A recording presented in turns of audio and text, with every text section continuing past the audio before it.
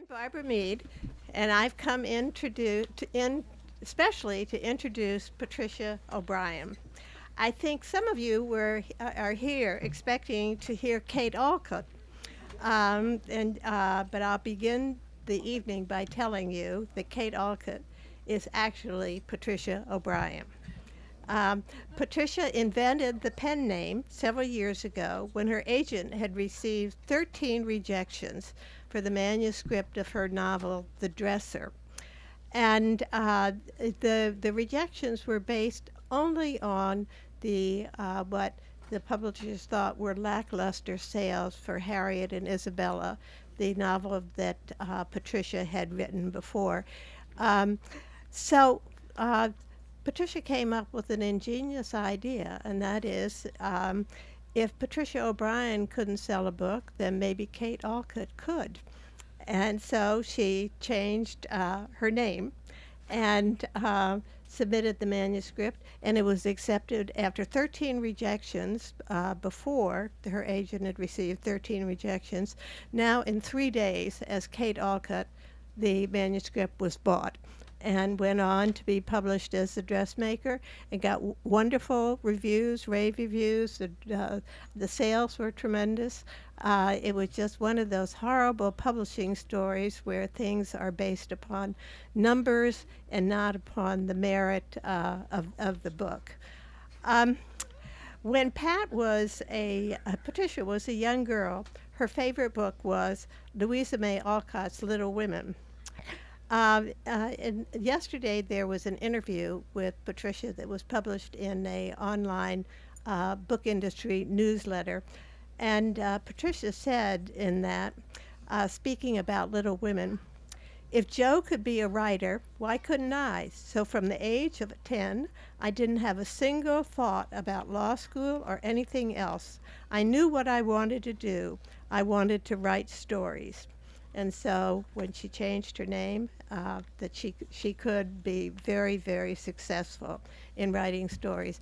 But she did have another career. She had a long, successful career as both a journalist and as an author of nonfiction. In her journalism career, Patricia worked for the Chicago Sun-Times, and she was also a Nieman Fellow at Harvard. And she became a political correspondent and columnist for Knight Ridder newspapers here in Washington.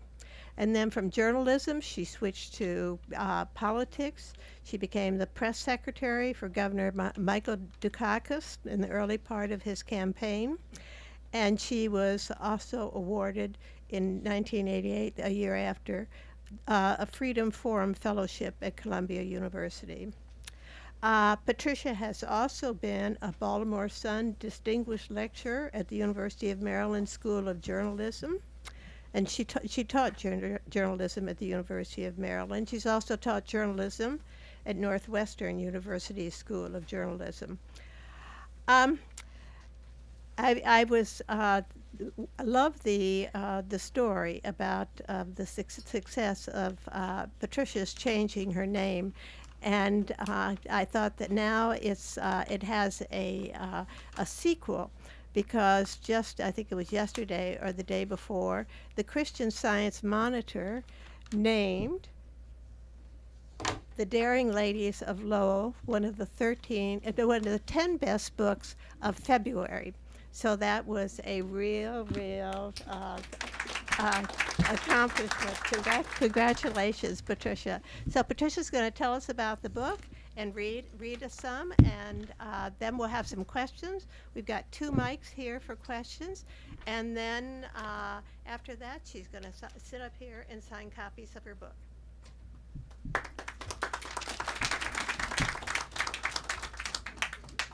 Thank you, Barbara. That's the most thorough introduction I think I've ever had. You remind me of things I forgot that I've done. Anyway, sometimes people have asked me, how do I choose an historical moment to write about? And I sort of say, well, I kind of wander around. I enjoy myself. I read books, I think. I have fun, and then something will catch my attention and it will pause me. And when I first heard about the daring ladies of Lowell, as I came to call them, and you will see why. They were the mill girls in the early 1800s in the New England cotton mills.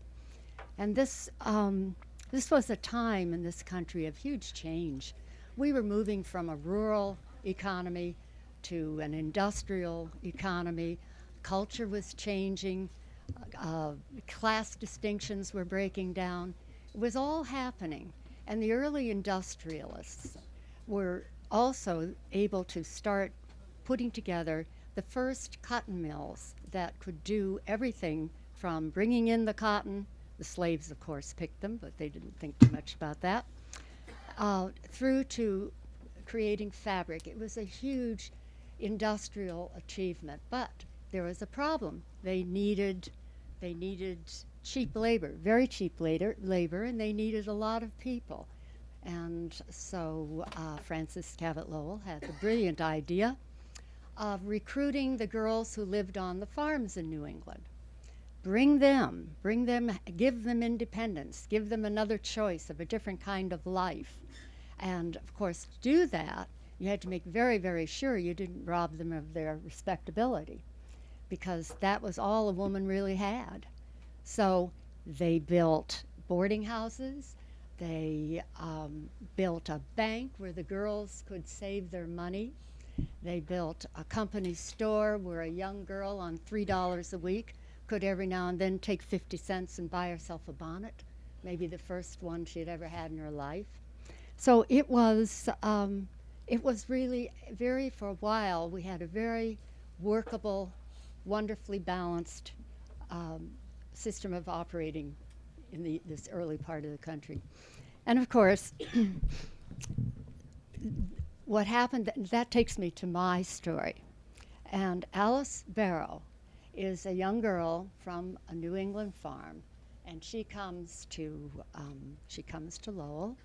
She develops quick friendships with the girls she works with. There's quite a lot of camaraderie among these young women, and she becomes particularly close to a young girl named Sarah Cornell, whom in my book I call Lovey.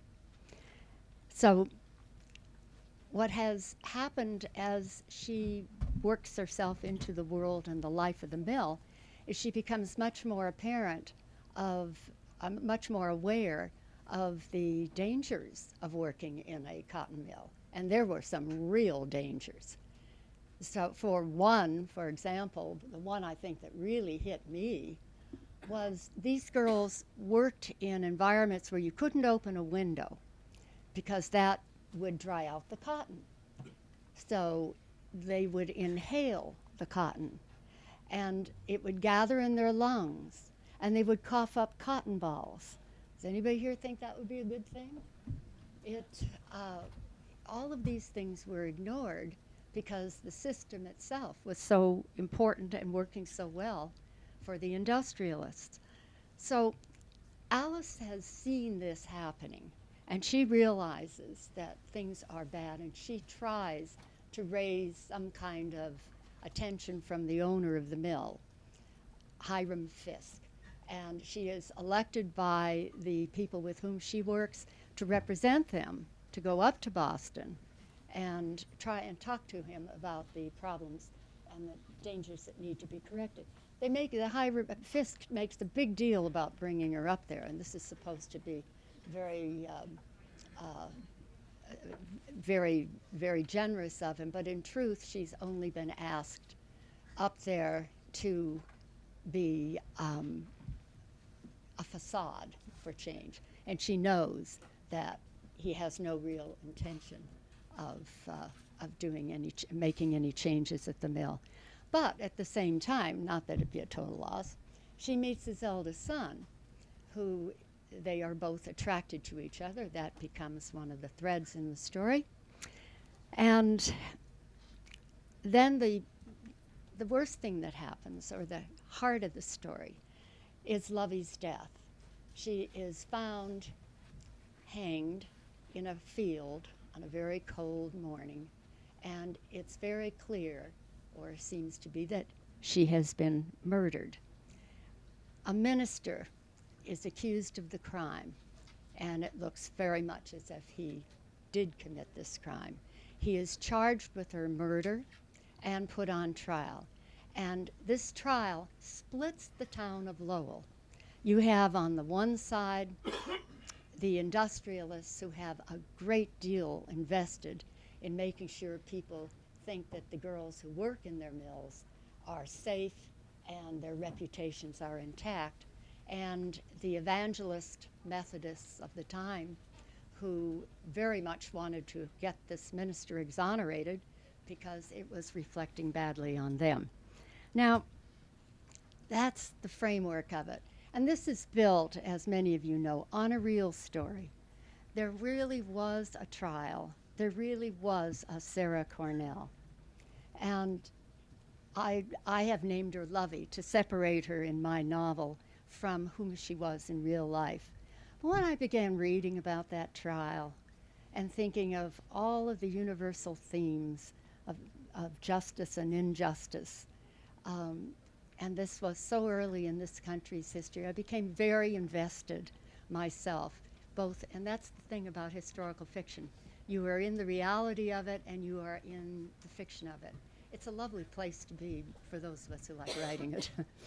So I think that to tell you what would have brought me to all this, I ran across, has anybody heard of I know those from Lowell would, the Lowell Offering? It was their magazine, and they would print essays, stories, poems. These girls were really, many of them were very smart. They didn't just work their 13-hour days. They did a lot more than that.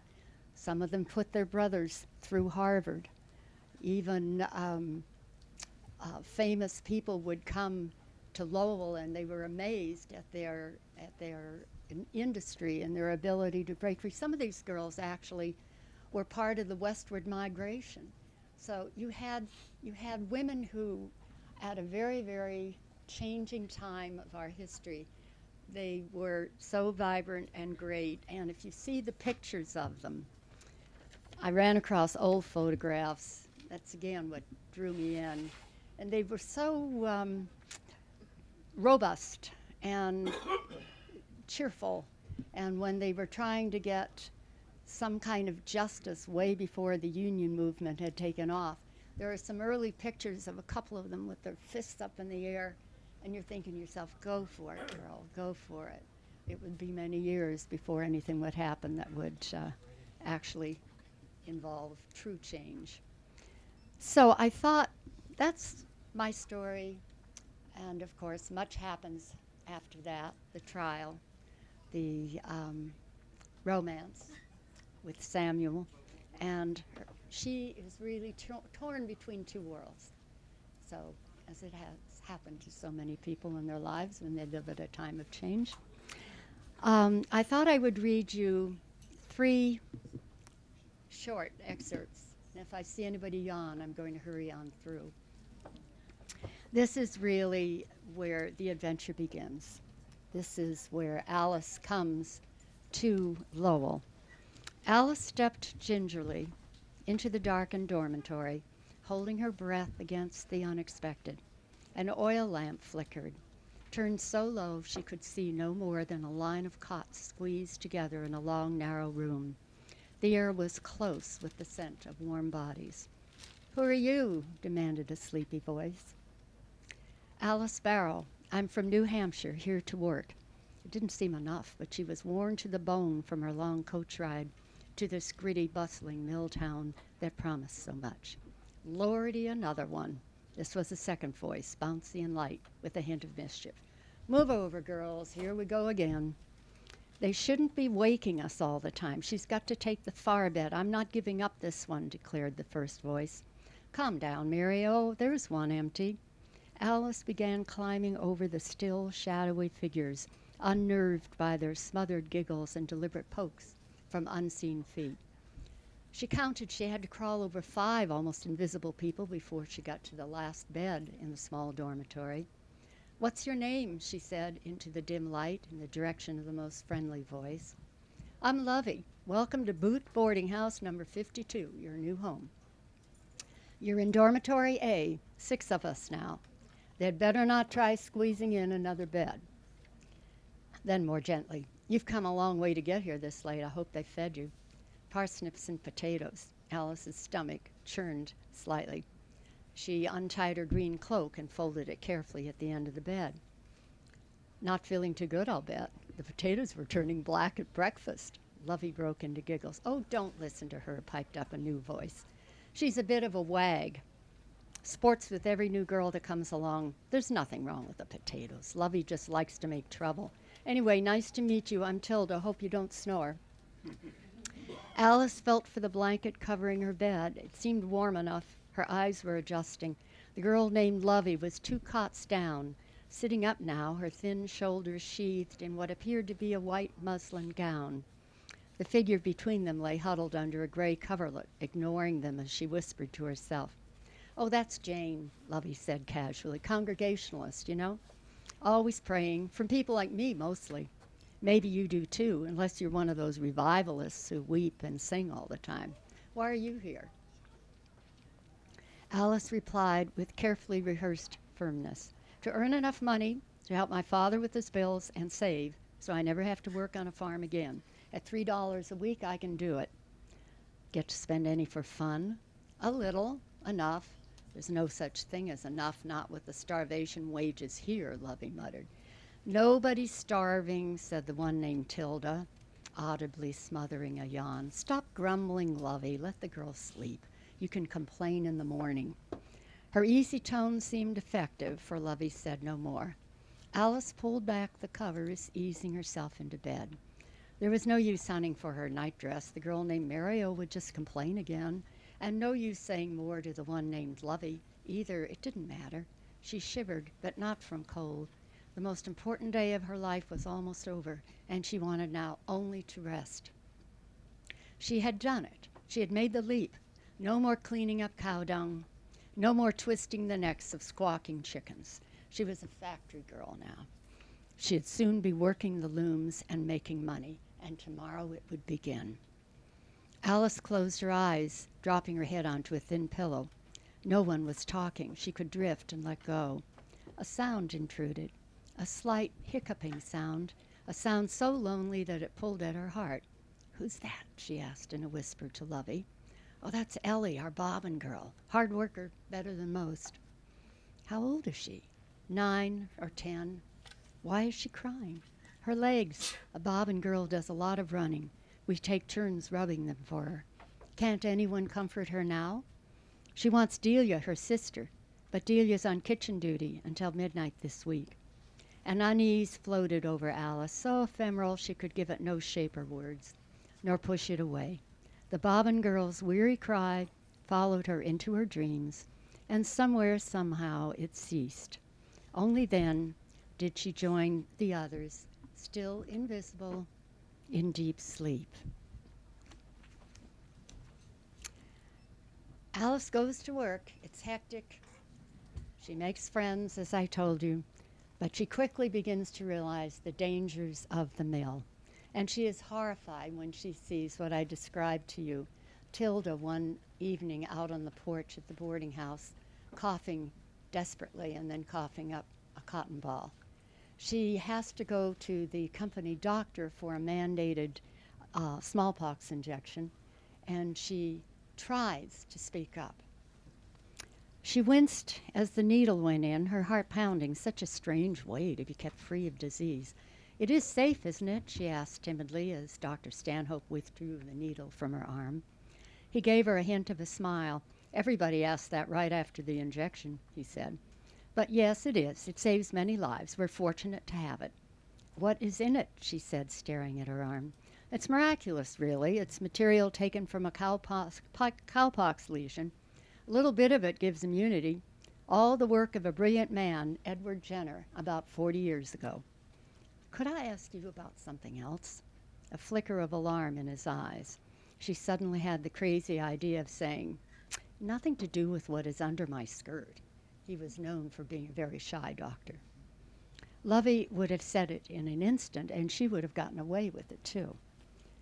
It's the air in the mill. The air in the mill? Yes, you know, the quality of it. Surely she wasn't telling him something new. Well, yes, it does leave something to be desired.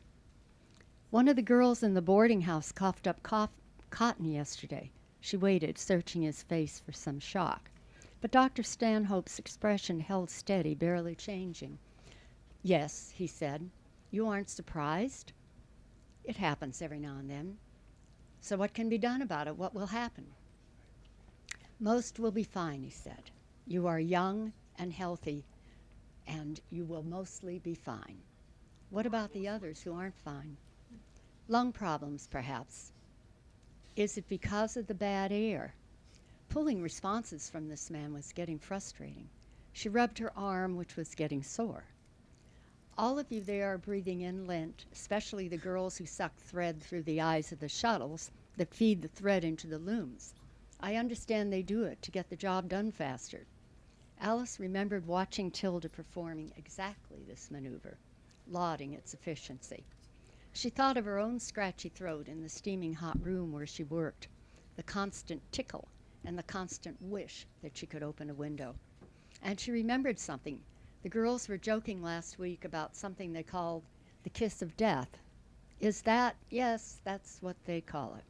She caught her breath. Does that describe it correctly? Reluctantly, he turned to face her. I call it one of the hazards of mill work, the doctor said. Doctor, wouldn't it be the right thing to tell the mill owners how dangerous it is? Miss Barrow, my any health alarm could deprive the girls of their jobs. You would want me to do this? His indignation sounded practiced. This wasn't hard to decipher. The man was afraid of losing his own job. He worked for the mill owners, same as she did, and Tilda and all the others. I wish you felt you could, she said. Wordlessly, he unbuttoned his crisp white coat and hung it on a hook on the back of the surgery door, smoothing out the very few wrinkles marring its spotless surface. She couldn't leave without saying something more. It will only get worse, won't it? She asked. He ran a hand through his hair, pink scalp showing through the white strands. His voice sharpened. I'm a doctor who does his best, and that's all I need to say to you. Regaining his composure, he added, Good day, Miss Barrow. Yes, of course. Good day, Mr. Stanhope. She donned her coat and walked out of the surgery, pulling the door shut behind her as hard as she dared. Alice is becoming radicalized, we might say nowadays. She comes to Boston, where she is meeting with the Fisk family, and she is realizing that they are not serious about making any major changes. But then she is there for the evening, for dinner. She comes in with them to a room the likes of which she has never seen. The dining room was beautiful, glorious, luminous, rose-painted walls, elaborate moldings, and another oil painting of the same formidable ancestor Alice had spied in the entrance hall. She looked around, unsure what to do next. A woman pulled out a chair, nodding to her expectantly. She gathered her skirt and sat down, relieved to hide her shoes under the hanging linen cloth, and then looked up. I do hope you like sweetbreads, Mrs. Fisk said. Of course, she responded, wondering what they were. She hardly heard the conversation at first, which was monopolized by Hiram Fisk, leaving her a little time to get her bearings. She stared at the delicate, shimmering silver table setting in front of her. So many forks, so many spoons. But Mrs. Holloway had given her a brisk lesson on the cutlery she would face. She could manage it, surely. But when the dinner dishes were brought in by servants, she could not help an audible gasp at the variety. A fowl dish was brought in. Alice thought it was roast duck, but the orange slices, the parsley, and other condiments hid its shape, and she wasn't sure. The servant handed her a plate with some strange food, and she felt a shimmer of alarm. The sweetbreads are delicious, Samuel said, flicking a glance in her direction. Gratefully, she nodded, feeling less vulnerable. She sipped her soup and nibbled at the fowl, and realized slowly she did not feel scorn. No one was paying attention to her. She might as well be a statue in one of Boston's innumerable parks. Disaster came with dessert. Even though Alice cut carefully into a cream pastry, it slid from the fragile china plate with dreadful speed and dropped onto the carpet. She could almost see the heavy cream sinking in, the stains spreading. God, how could she be so clumsy? "I'm sorry," she said, jumping up to find a cleaning cloth. The young maid who had served her tea was already bent over the stain, cleaning it up. She stood after finishing and casting a triumphant glare at Alice, and the message was clear. You are who you are. No pretensions just because you're sitting at this table. Alice lifted her eyes to the table and began an apology to her hostess. But Mrs. Fiske, a blank look on her face, was chatting with Daisy, her daughter. Hiram was giving orders to a servant.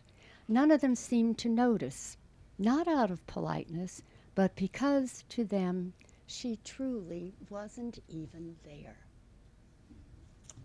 So, story continues from there. And now I'm open for questions.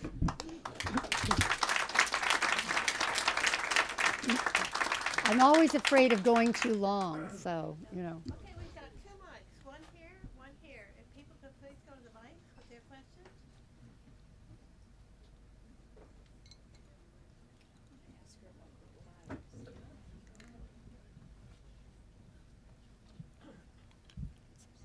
Pat, wasn't it in Lowell that the terrible fires were? The fire in which all the people in the mills were killed? No, you're thinking What was it? Triangle The Fire. Triangle Mill? And what town? Oh, it wasn't up in Massachusetts. I'm a history teacher. Right, they had strikes. Right. Were there any disasters in Lowell? Not disasters of that magnitude, at Okay. least not in this era, this time span that I'm writing about. But they made efforts. They tried to get attention. There were certainly disasters. They had to keep their hair pulled very tightly because these huge rubber belts that went from the bottom of the mill all the way up to the top. If you weren't careful, and it happened, and your hair caught it, and it could yank your whole body up, going up with the caught in that rubber band thing. And of course, there were all sorts of accidents that happened, but nothing of that magnitude. Pat, did the Boston Globe or the Lowell Sun cover the safety issue Then you back mean? then? Hey, that's a know? good question. I don't know. I don't think so. You know, Lowell was such a shining example of the future. Nobody wanted to pay attention. It's like they weren't paying attention to the fact that the cotton was still being picked by slaves. So it was. Oh, yes. Hi. As you researched life in the 1830s, what surprised you the most What surprised me the most, about life in the 1830s? I think it was the use these girls made of the opportunity to leave the farm. They didn't just leave and come to work. I mean, they didn't just move to another non-imaginative chapter of life. I thought you really saw young women for the first time in America stretch and see themselves as larger. The fact that they actually found time after 13-hour days to write stories and letters and all of this, which is collected in the Lowell Offering. Charles Dickens was knocked out by them. I think they were the main thing that drew me into it and the main thing that surprised me. I was just going to do a plug for, I don't know, I missed the beginning of the talk, if you went to the museum at Lowell, because it's a great little museum in the Lowell factories, and it has a lot about the life of the women, but this wonderful plaintive kind of, where close to 100 of them wrote a petition about working conditions and said, we see these conditions as bad. And it was so far ahead of the organizing. It was and it was earlier, and nothing happened. But then later on, there was organizing and there was a strike. But it's a really great museum. There were turnouts, and they called them turnouts. There was a turnout in 32, failed, 33, 34. There was one in, I think it's 33 or 34, where the girl had enough courage. She wanted to lead the mill girls out of the factory. She stood up on a stump, a tree stump, and announced that they were leaving, and they all got in line and walked out. And it made me think of Norma Ray. Yeah. And I thought I'd love to use that, but I didn't want to use it because it would look like I was copying Norma Ray when Norma Ray was probably getting that story from the mill girls. Hey, Kate. Hey there.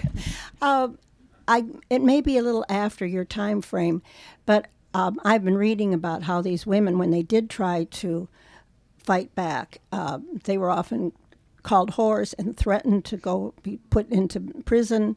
The male superintendents over them were fiercely after them to have sex. I mean, there was a real horrible time in the mid 19th century with these women who were particularly the ones that were pretty and interesting. Did that come up in your research, or did you find that? The type of girls who were there changed as you moved deeper into the 1800s. I see. Because the young girls moved on. The industrialists got pretty greedy. They built too many mills. They increased the working hours. They cut the pay, and soon it was attractive only to the young immigrants who were desperate for work. So the quality changed. But even in the time in the 1830s, in this trial that I told you about, Ephraim Avery, a guilty man if ever there was one. And even then, when you read the trial testimony, which just jumped out at me, and you see the effort to blame the victim. She was murdered because, of course, she was a prostitute. Mm-hmm. She was a loose girl. She was this, she was that. And Alice is put in the position of fighting for her dead friend's life's reputation. And that is classic. Yep. Still goes on. No more questions? No more questions? How many people were working as you envisioned the story and as you began to design it? How many people did you think about were working there at the time? How many women were there? Kind of what was the structure? What was the factory like for them when they went in? I mean, could you describe that a little bit, the setting a little bit? Yeah, it was actually quite a, at that point in time, they have where was the woman who brought up about the Lowell? They have a mock-up of the factory where you can see through and you can see the brilliance of the design. And Francis Cabot Lodge actually stole the ideas for this particular way of producing material from the British. He must have been a remarkable man. He was over in England, visited all their factories, and they allowed, but he could not make notes. They would not allow any notes. He got on the ship to go home and downloaded. He just memorized it all. And when you see, to give you an idea of the complexity of what they were doing and how new it was in America, we were such a brand new country. It shows you, I think it was 6 floors, and the brilliance of the design and what was going on each floor. There were hundreds of people. There were hundreds per mill. Some mills were bigger than others. Whoops.